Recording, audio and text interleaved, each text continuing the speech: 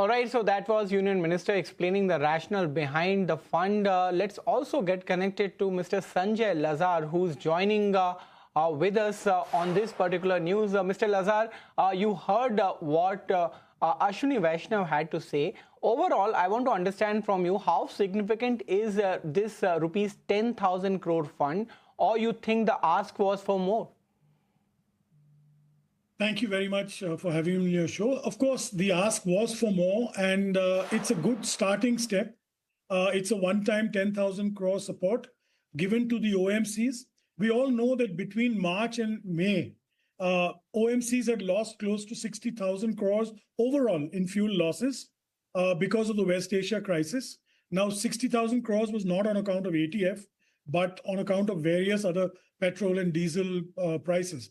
But coming to the point here, we saw over the last 2 months, both Air India and Indigo. Air India cut its international network by almost 27-28% of international flights, especially those going to North America and Europe. And Indigo has recently just shut down Manchester, cut back quite a few international destinations for a couple of reasons. One is the airspace closure over Pakistan. Secondly, West Asia crisis, airspace closures there, longer routes, longer fuel consumption, higher prices. Now, this fund would, absorb some of the shock that the OMCs wanted to pass on or were passing on to the carriers, international especially. Because remember, domestic prices were capped and there was a budgetary protection given to the airlines, but international prices were not. With this new fund, I anticipate that airlines that want to participate in it, mind you, this is voluntary. So airlines may choose not to participate in it, though I cannot see any airline not participating. The airlines will, of course, sign an MOU with the OMCs and then buy their product for 3 years at the fixed price, which is artificially maintained. Now, if the West Asia crisis drops off, then obviously the payback period begins. So I think this is a very good via media for the government to ensure the stability of the carriers. Of course, we would hope that government takes more and more steps towards the aviation industry, which is really suffering. The second count they could maybe look at is, rationalizing ATF VAT across the country. You have differential prices in differential states, differential airport, different airports have different pricing. That would be a big step. Also some pressure on, airports for landing, takeoff, parking charges. I think all these need to be rationalized if we are to protect our aviation industry. Thank you. Right. Now, looking from other lens, in the current scenario, what is your assessment? If this announcement was not made, was there a condition that much of the hike in the fare would have happened by airlines, or you think there is already which has been done by the airlines? Ankur, I've come on your channel and other channels a couple of months ago, and I said, I predicted that we would see 2 quarters of hell in aviation.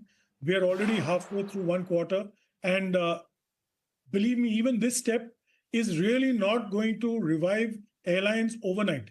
So it's a big step, definitely. Had this not come about, you would have seen crippled networks domestically. You're already seeing hugely restricted networks internationally and domestically.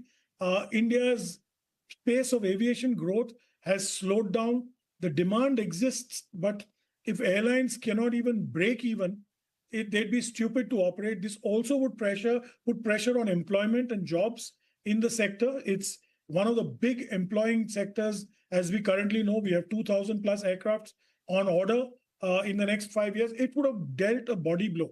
So I'm glad the government has realized this and come forward. But I do believe a lot more needs to be done to protect the airlines and the passenger. Mind you, fares have already gone up 30-40% domestically and doubled internationally. We're already seeing a huge hike. That needs to be brought down under control again. And I can see, if the war ends now and this support continues by the government, we could see green shoots in this industry by the year end, 3rd quarter, not before that, because the damage is so vast already.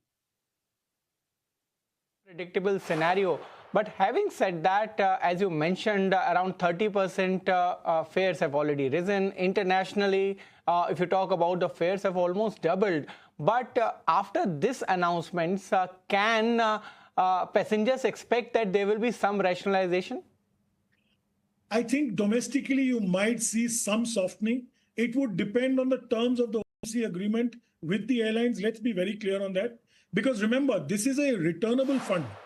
It's not a gift that the cabinet has given to OMCs, which the OMCs can pass on to the airline. The government has stipulated they will artificially fix or stabilize prices for the carriers, understanding their pain points. OMCs will pass on this benefit. Once the war is over, they will start returning this money. So I'm sure there will be a dual pricing system here where, one would be the actual price, one would be the fixed price. That differential will then have to be paid back at some point. So it's not that they've written a blank check. They've, I'd say passed on a lot of funds from the central government to the OMCs, to the airlines, and stabilized it temporarily. A lot more needs to be done. I say this again. So you will see some relief domestically. I don't see too much of relief internationally because remember, though 40-45% of the pricing of a ticket comes from your fuel prices, etc., operational costs, there's also landing costs, there's insurance costs, there's crew costs, there's an additional halt, there are longer routes. So those are not going away. Those are still going to remain. So you may see maybe 20% drop over the next few months. But the bulk of the summer season, the holiday season is gone. We're already in June. In a few weeks' time, schools will reopen and colleges will reopen. There'll be no more holidays. So a lot of the traffic has already slipped us by. So I'm hoping for a good Diwali and a good Christmas New Year period for the airlines if the war ends. Ankur? And government has definitely stepped in to arrest at least the situation temporarily. Thank you so much, Mr. Lazar, for joining at this hour with your views.